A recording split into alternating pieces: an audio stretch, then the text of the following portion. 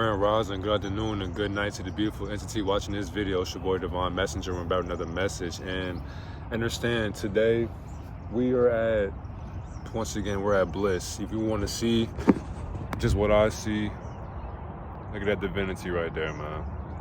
And the thing is, too, I would have the camera on that side, but my face would be dark, so it wouldn't even make sense for me to be over there. But just know that's what I see, and you can hear the different, well, not even the different, but the same exact entities, all that. So for today, we have 54 gems to break the curse of being a concubine baby.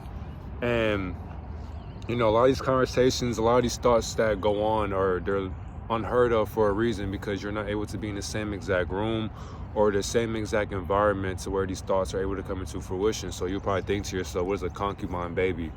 And just think about a concubine just like a harlot, a thigh, a hoe, whatever you want to call people who sleep around. So a lot of these people, a lot of these kids out here, they are born out of wedlock. A lot of these people are born from fornication. So you're basically a fornication baby as well. So you're a fornicator baby, a fornicating baby. You are a prom night dumpster baby. You're a one night stand baby. There are many babies out there, and a lot of these kids don't even know their background, their history on how that even happened and why their mom and dad didn't even work out. And so this is why a lot of people grow up being miserable, being angry, just being deceitful. And we have so many different indications on how these things affect us. And it's just like there's numerous gems for us to like even be able to understand how to break this curse, because it is a generational curse upon our people, especially Hebrews, Israelites, African Americans, carbonated beings. And that's the most deceitful thing in our world, that you're telling us to be fruitful and multiply, but when we multiply, we get cursed because of that. And then these different entities are placing titles upon our subconscious mind, indicating that if you don't have this certain man or woman that you want to marry, then you're going to have a kid out of wedlock, and you're not actually married to this person. But no matter what, even if you are married to somebody, you're not really, like, you don't own them. You don't have a right just like to just have them by your side forever, because many women and men are obligated to be with you your entire life. So that really makes no sense. So marriage is a business. It's a business scam, meaning that you had to actually invest some type of money into that marriage for it to work. And then not only that, people aren't obligated to stay with you for the rest of their life if they don't want to. So no matter what vow they made to you, they are not obligated to stay in your life forever, because what is forever? So things are temporary, and you shouldn't even love things of this world anyways, and you should master detachment from things of this world, because they are not a product of you, but they are a product of Satan's environment, Satan's frequency. So let's get into this. So now we have the 7 ways to break the spell of concubine lineages. So for one, awareness and acknowledgement. We have to recognize it, and we have to recognize our existence of our concubine lineage. Or, so for example, if your mom or dad, they were Rolling Stone, they were harlots, they were concubines, they were hoes, they were thoughts, you have to study and be aware and acknowledge the lineage that your parents come from and why they did what they did before you were even born. So then your family history, and you have to acknowledge any associated stigma or emotional burdens. So and I had different examples for us to even comprehend. So you got learn about your family's past, understand any stigma attached. 3, you got to deal with emotional weight. 4, talk about these things openly and be open about it. And 5, know how it affects you. So I'm gonna put it in a different format as well. It's the same exact thing with different words. So you have to acknowledge your family history with your honesty, recognize the presence of the concubine lineage. 3, address emotional burdens associated with lineage. 4, confront any taboos or silences surrounding the lineage. And 5, educate yourself on the impact of the concubine lineage. Literally, so once you're able to do that, then you're able to just grow outside of yourself, and you can acknowledge the things that aren't even talked about, because these things are so taboo and they're so they're beneath the surface, to where your family won't even bring it up to the surface level, and you're trying to comprehend these things, but they keep on gatekeeping this information from you to help you grow or to help you acknowledge who you really are. So if you're not even able to acknowledge how your mom or dad became hoes and how you became a one night stand and how you came into fruition, then you won't even know how to break that curse with you and your girlfriend, your boyfriend, whatever you are into. So let's say you have somebody, like you had sex with somebody out of wedlock, and then you have a kid. You just basically did the exact same thing, the exact same program, the exact same algorithm your mom and dad placed upon you. So whose fault is that if you don't take accountability for that? You're going to say, And the thing is, too many people in society will play the victim, and that's the problem right there. When you play victim, you're literally being delusional into the choices that you already made. You made the choice that you were going to make before you even made that choice. It was already predetermined. So not only that, number two, you have to learn how to heal through different rituals, and everything is a ritual. So before somebody says, oh my God, so occultic, satanic, relax. Everything is a part of a ritual. Everything is made up under manipulation. So every time you're speaking English, you're being manipulated. You are practicing witchcraft. Every time you put food into your mouth, that is witchcraft. Every time you are comprehending the English language or Spanish or Hebrew, hieroglyphics, Ethiopian, like whatever language you want to bring up into fruition, that's manipulation. If you're listening to the TV, manipulation. So you are under a spell your whole entire life. So different rituals that you can use to help cleanse your energy and cleanse that purging that you need from these different ancestral lineages that come from your past before you were born. Number one, you need to have a cleansing ceremony, and this can be anything you want. It doesn't have to be spiritual, religious. It can just be common sense. So a cleansing ritual can be many various different things. So you can use sage, you can use cleansing herbs to purify your space and release negative energy associated with the curse. So you can also play music, clean your house up, vacuum your rooms, wash your covers, wash your sheets, wipe down the windows, wipe down the mirrors. What else? Clean your counters, clean your floor in the kitchen, wash the dishes. There's many cleaning ceremonial things that you can do. Sweep up, clean up in the attic, just as many things. Number two, ancestral altar. So for example, this right here can be an altar because I have water. I give water to the universe because once I drink it, I'm basically giving that to my ancestors because they are a part of me. So everything on my skin is a part of my ancestors forming into who I am today. When you create an altar dedicated to your ancestors, you can offer prayers, candles, symbolic offerings to honor and heal your ancestral wounds. So like water, for example, is purity, is purified from your righteousness. And once you're pure within your righteousness, then you're able to give yourself that nourishment inside of your body. You can nurture yourself by healing yourself, by giving yourself to the ancestral divinity that exists within your body or your genetic code. Number three, family meditation. This is very beneficial right here. Many families do not meditate, but imagine if all your family members meditated on the same exact frequency or higher frequency of enlightenment. Gather with any family member that you love or you don't love. Meditate together and release this generational curse together, and you can invite healing energy into the family lineage. So imagine if you have a family of like 100. Imagine if all y'all came together, held hands, and formed a circle, and you guys were able to heal your curses. Like imagine if 100 family members, about to burp. Excuse me. Wow.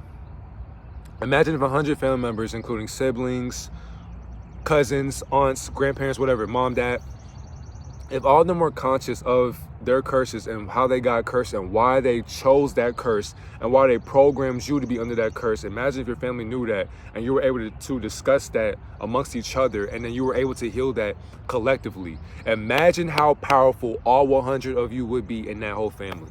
Imagine how enlightened you will be, and imagine how much you'll be saving your future lineage when it comes from your cousins, your siblings, you. Imagine if you, your siblings, and your cousins, you guys knew how your parents got cursed and how they got programmed and how you were able to break that curse for your kids. Imagine how divine that's going to be. Imagine how heavenly your kids will come out when you know how to break a generational curse. Your kids probably won't even know what a generational curse is because they'll come out purified. They'll become righteous. And if they do have a generational curse, you'll be able to guide them to the next one. Releasing ritual. Number 4. Write down the names of your ancestors affected by the curse on a piece of paper. And if your ancestors have no name, put down energy. Just put down things that have cursed your family's lineage. So ask questions in your family, or just ask questions in general and meditate on these things. Once you do that, burn them in a ceremonial fire to symbolize letting go and breaking free from the curse. So when I mean burn them too, like, so in the notes there's a saying burning. So like you have all the curses that you have written down. You get a piece of paper, right? And then you read them, and then you get a torch, you get a lighter, whatever the case may be. You burn that. Go outside, burn it. Honestly, don't burn that shit in your fucking house, dumbass. Burn it outside. Once you're burning it, you let it go. Like literally just put it down. Don't obviously burn down the grass and trees and shit. Be smart. So once you're burning it, the paper's going to burn itself away with all the curses that are placed upon your ancestors, including you. So as you're reading it, you're basically telling the universe, I let go of all the curses that keep me hostage. I let go of all the things that serve me no good. These things happened in the past when I was unconscious in my ancestral timeline. But now that I am awake in 2024, which is not even a timeline, but now that I am awake right now, currently in May, I release this to the universe. So please do away with that, and I command a new fruitional life in the month of May. I want to manifest new beginnings. Ask and you shall receive. Command it, God. 5, healing circle. Basically back to number 3. So form a circle with family members or one of your people that you love, and pass around. You can pass around anything you want. So you can pass around like a stick, you can pass around just notes, you can pass around, like you can do it in a game format, you can do it in any format you want. And once you're doing that, allow each person to share their feelings and experiences and then the intentions for healing the generational curse. So as you're doing that, you have to listen to the people that you claim you love. So as they're speaking, hear their story. What's crazy, this only goes so far if your family even wants to even get this far in this generational curse breaking, because if they don't want to get that far, then fuck it. At the end of the day, fuck it. But it's up to you though. So if you want to help your family reach heaven into a mental standpoint, you have to be the one to break the ice. You have to want to get them together and say, hey, we need to break this curse that was placed upon our people that we allowed ourselves to live in. And here's what I suggest that we can do. Now, if you have any other suggestions, by all means, so be it. But if we all can come together and form a circle to help us learn how we got cursed, and then we can help ourselves learn, okay, so that's how I'm connected and that's how I'm connected. But the thing is though, this is where people start getting weird, because now imagine, and the thing is too, most of this shit won't even happen, especially in the Black community, because a lot of our people in our families are weirdos. A lot of them are molesters, rapists, or traffickers. They're liars, they're deceitful. A lot of them are Satan. So why would Satan want to form a circle with Almighty God? The presence of Almighty God on top of that, because I can't even compare you to the Almighty, but I'll be lying to you if I said that to you. But why would Satan want to form a circle and hold hands with you to reach to heaven enlightenment? Satan wouldn't even want to do that. So many of your family members wouldn't even want to join you, because they know that if they release their truth, what the fuck was that? If they release the truth of what they did to your cousin, your grandparent, your mom, whatever, your aunt, if that happens and that comes out into the family, some of them know what they did, but some of them don't know. So imagine the whole family knew that your uncle touched on your cousin or whatever the case may be. People don't want to hear that shit, and people do. That'll fuck up the whole simulation and that whole family. So it's like the generational curses is still going to be in a whole circle of life, in a whole loop, in an infinite loop within certain families. You have to be the one to just sit there and be like, man, you decide if you want to forgive them or you don't. It's up to you, but just know they are programmed. Number 3, ancestral connection. You had to establish a deep connection with the ancestors from both the concubine and legitimate lineage through meditation, praying, and ancestral rituals. So, different descriptions and indications for that we got to be connected to the ancestors and their connection. So 1, connect with them, obviously, when you pray or meditate. These 2 are the key things right here. And journaling as well, sun gazing, water gazing, moon gazing, going for drives, what else, reading, making a hobby, going for walks, exercising. These are great ways to connect. So it's not just prayer and meditation, but those 2 are the most strongest keys to connecting with your ancestors, because obviously they don't speak English anymore, but they speak English to you through your mind. And there are actually deities that we can't see, but we see them daily. Number 2, participate in family rituals or traditions. So whatever the case that may be. So like going out for laser tag, going out for go-karts, going out for walks, going out of the country on cruise ships, to go on a vacation, flying, business adventures. It's many indications that your family can do, but actually participate in that and stop just staying in the house all day. Stop staying behind. Actually want to be with your family. No matter how much you hate them, they are a part of you still. Visit ancestral grave sites or landmarks, and that can be anything. So if you have a ancestral family that probably died like South Dakota, go out to South Dakota and actually see where the lineage that you're from, see their grave site and actually give yourself to them and be like, hey, I'm present, I'm here, thank you for all that you did in my past when I wasn't awake, and can you please guide me into how I can better myself from the curse that was placed upon you and passed on down to where I am today. And meditate on that. Once you do that, once you say that to the universe, close your eyes or open your eyes and meditate. Just be silent, sit still. 4, learn about the stories of your ancestors and the cultural heritage that you're from. So Dominicans, Europeans, Africans, Jamaicans, Haitians, Asians, Dravidians, Pleiadians, Arcturians, Pakistanians, Mesopotamians, Aztecs, Egyptians, Ethiopians. There's many cultures that you can learn that come from different enslavements, because every culture, every identity is enslaved still.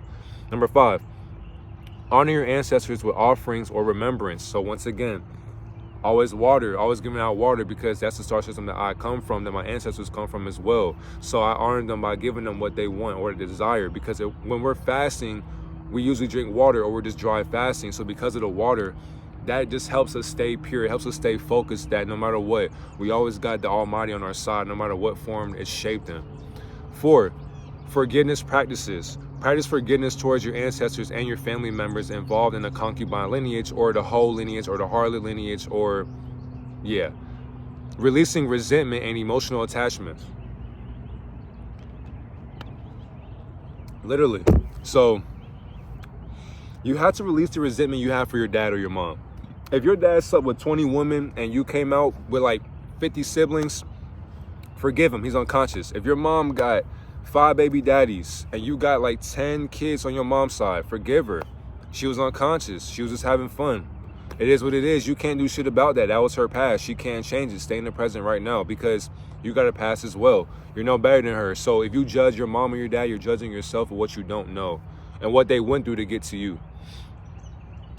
All right, so now we got more gems to dissect. Number 4, to help us forgive, and the practices for forgiveness. 1, let go of grievance to free yourself from emotional burdens.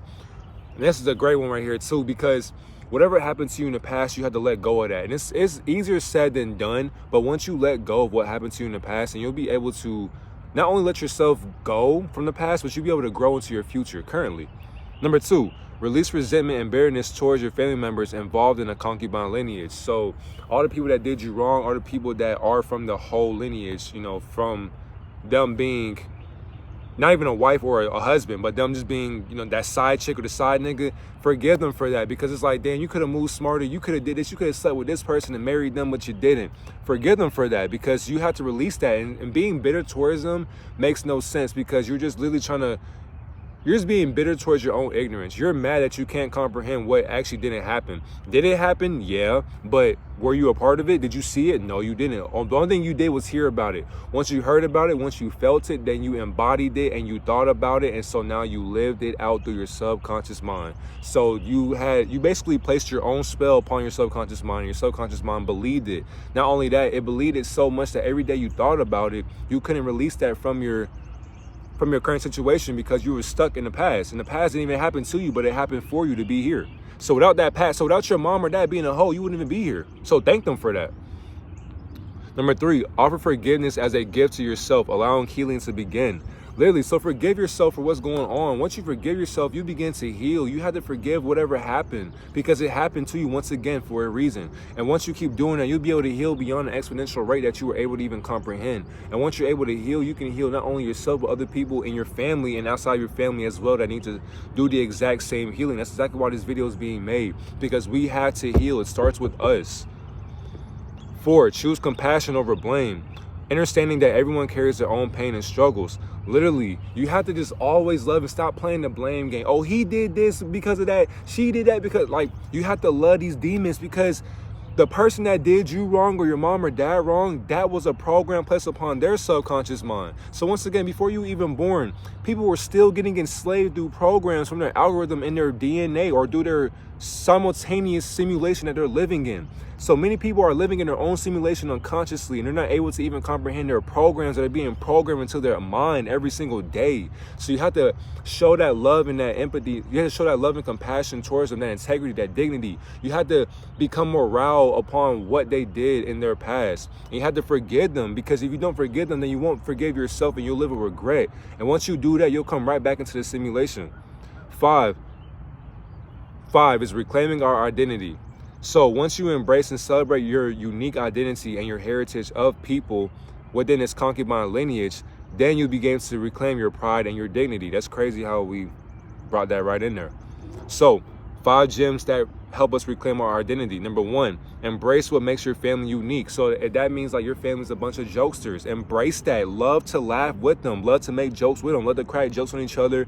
Love to just laugh and be together. Playing games. If that's what y'all do, playing poker, spades, blackjack, goldfish, whatever games that y'all play, you know, Uno, Jenga, embrace that, because that's what makes y'all unique as a family. And that's going out, dancing, going to clubs, going to parties, drinking, celebrating, making whatever food you want, music. Embrace that, because there's many families that aren't like your family. So if you don't like your family, you have to learn to like them, because if you don't, you're basically not able to like yourself and what you don't know about yourself, because they are still a part of you. They're still a part of you. Number 2, learn about your family's culture and history. Once you learn about your family's culture and history, then you begin to learn about yourself, because it doesn't matter what color you are. Stay within your own range of your existence. So if you're a carbonated being, you can worry about white people or Europeans, but you're not a part of that lineage. Even though I'll be lying to you by saying that, but you can't relate to a white person or a Hispanic person or an Asian. You can't relate to them. You can, but you can't, because you're a carbonated being. So you have to worry about why soul food is bad for your soul. How is soul, people, we eat soul food, and yet people don't understand that we're literally killing ourselves, and we come together for it. We come together to make fried food, and we eat the fried food, and then we wonder why our aunt or our grandparents got a heart attack. It's like we're cooking it. We're cooking a heart attack and we're eating it, and then we laugh about it and we celebrate these moments because we know we'll be gone one day. It's crazy. 3, be proud of your family story and where you come from. Once you learn about your family and why they went through this story, be proud of them actually wanting to grow, wanting them to be better. Like, be proud that they actually took the steps to get better than who they were 50 years ago, however many years. And then when you find out where they come from and their story, once you question why your mom went through that, or your dad went through that, or your grandpa, your grandma, your cousins, your aunts, your uncles, once you ask them why they went through that and they tell you and you're able to comprehend it and align it within your purpose, then you'll begin to find out who you are on an identical aspect. 4, share your stories and memories with your family members to a certain extent. A lot of family members cannot do this because they know a lot of these stories will show the truth. I'm gonna make sure my phone don't overheat and shit, because the sun is about to get hot. Well, it ain't about to get hot, it's already hot, but the wind is about to get hot. So when you share these stories and your memories with your family members, many people will not do this to a certain extent, because many family members are toxic. There are toxic masculinity in the family and femininity in the families. So once you understand that, you will distance yourself from them. So imagine, like, you find out that your grandpa cheated on, you know, saying like yo mom, or not your mom, but like yo, you could say your grandma's sister, your aunt, whatever the case may be. I don't say mom, that sounds like incest, but well, shit, truth be told, we're all God brothers and sisters under the Most High, so we basically are practicing incest, but we don't call it that, but we call it that. So yeah, imagine that happens with your grandpa and he cheats on, you know, your grandma with her sister or whatever, or her brother. It's like, if your grandpa wants to share that with you and you hear that, you have to hear him out and understand why he did what he did. Vice versa, if you understand why your cousin, that's a woman or a man, understand why they did what they did, why they touched on that person, why they got arrested, why they got touched on. And once they tell that story through their truth, and you're able to comprehend that, and if you can relate to that, imagine you two put your comprehensional skills together and you're able to critically think on how you guys are both able to get better within yourself, mentally, physically, and spiritually. Imagine you're able to get better and just off of just sharing stories that you never shared before. Like when you were kids, it was all fun and games. You were playing the game together. You guys were sleeping on the same basement in the same room. It was like a bunch of the cousins, siblings all together. And back then the talks were different. You were talking about games and life. You're talking about how it's gonna happen when we grow up, sports, TV, celebrities, music, all of that. All that shit was cool and fun. It was gravy. But as you get older, we all go through life. Things start happening, and then people start getting quiet and distant because we're trying to just experience this life. So once you share them stories, then lastly, we're going to the next one. You'll be able to join in on cultural events or celebrations to connect with your heritage. So if your family loves to go out and celebrate like Mardi Gras or Cinco de Mayo, if you like to celebrate, build houses together, farm, once you join in on that heritage, like, if that's your cultural event for your family, because it can be whatever the case may be. So if that's your event for your family, then by all means, join in on that and actually learn from that. So put the phone down, put the games down, put the TV down, stop sitting in the room all day, stop playing the game all day, stop caking up all day because they don't really care about you once again, and actually go downstairs or go to your family Go out of the state, go out of the country, go visit them and actually see what they're doing and actually participate. Oh, this is how y'all paint these little cars. Oh, this is how you sculpt this. Oh, this is how you talk about this. Oh, this is how y'all walk. This is how y'all dance. Oh, this is what y'all eat on this day. Learn about the history. Once you do that, you'll be able to find yourself within yourself, because that's all we're doing. And the thing is too, no matter how hard you try to find yourself, you never find yourself till you find yourself. And when you find yourself, you still can't find yourself because you are an infinite cliffhanger. You're always changing. You have to evolve every day. So who you were yesterday will not be the same today. And who you are today won't be the same tomorrow. You have to keep evolving. Number 6, breaking generational patterns. You have to intentionally break negative patterns and cycles inherited from concubine lineages through conscious choices and actions. So for these gems right here, you have to learn negative patterns. Recognize reoccurring behaviors or belief systems within your family lineage that may be harmful or limiting. Number 2, understand their origins. I'm about to sneeze. Never mind. Explore the reasons behind these patterns, and then consider historical context, family dynamics, and societal influence on how these things were able to come into fruition for their origins. 3, make a conscious choice. Decide to break free from these patterns by consciously choosing alternative behaviors or beliefs that align with your values and goals. And then 4, want to seek support and guidance from your higher guides, your family, support groups in person. Surround yourself with positive influences like mentors, counselors, ascended masters, supportive community members, family, siblings, whoever can help you navigate the process of breaking generational patterns and creating positive change.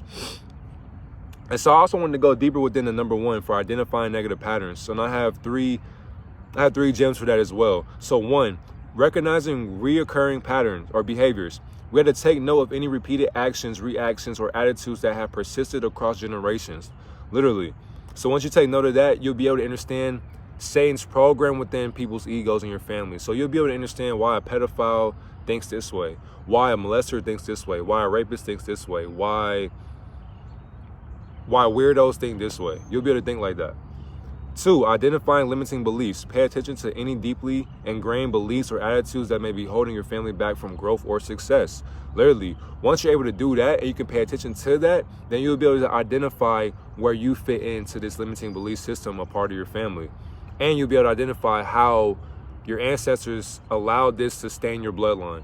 3, acknowledge emotional patterns. Notice any common emotional responses or coping mechanisms that have been passed down through your family history. So for example, for many people to cope with their emotions, they'll drink alcohol, smoke weed, play video games, have sex, go to clubs, waste money on strippers, or just in general, going for walks, exercising, staying at work all day, avoiding their home, avoiding their family, cheating, having affairs, just having random marriages, buying women things for no reason, buying men things for no reason, just wanting to be around somebody and not wifing them or cuffing them as a husband or a wife.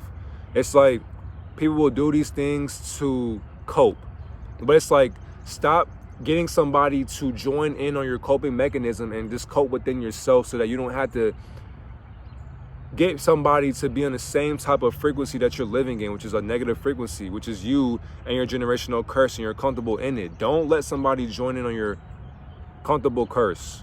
It's not comfortable to do that. And then the last gem we got, empowerment and liberation for your lineage. You need to have a sense of empowerment and liberation by recognizing your worth and potential that is not defined by your ancestral circumstance or societal norms. So 1, self-affirmation. You have to recognize your inherent worth and potential, affirming that you are not limited by the circumstances of your ancestors. So self-affirmations, we got 3 of them. Number 1, I am capable and worthy of creating my own path, because you are. 2, my value is not determined by my family's past. That's a fact. 3, I have the power to shape my own destiny, because you do. Number 2, personal growth. Invest in your own development and pursue opportunities for learning, growth, and self-improvement. Number 1, I am the author of my own story, capable of rewriting the narrative of my family's past. 2, each step I take towards personal growth is a step towards liberation from ancestral limitations. 3, by breaking free from old patterns, I create space for new possibilities and inspire others to do the same. That's a personal growth right there. 3, breaking free. Choose to break free from any mental or emotional constraint imposed by generational patterns. embracing a mindset of freedom and possibility. So we got 3 gems as well. Number 1, release the grip of the past to embrace a future of limitless potential. Number 2, freedom comes from letting go of old beliefs that no longer serve us or you and I. 3, break the chains of generational patterns to pave a new path of possibilities. Last but not least, 4, inspiring others. Serve as a role model for future generations by demonstrating resilience, courage, and determination in overcoming ancestral challenges. 3. So we got 3 gems again, but that's the last one for the teaching. 1, lead by doing, inspiring others with your actions. Number 2, your strength gives courage to those facing challenges. Last but not least, 3, show the path to freedom, guiding others with your light.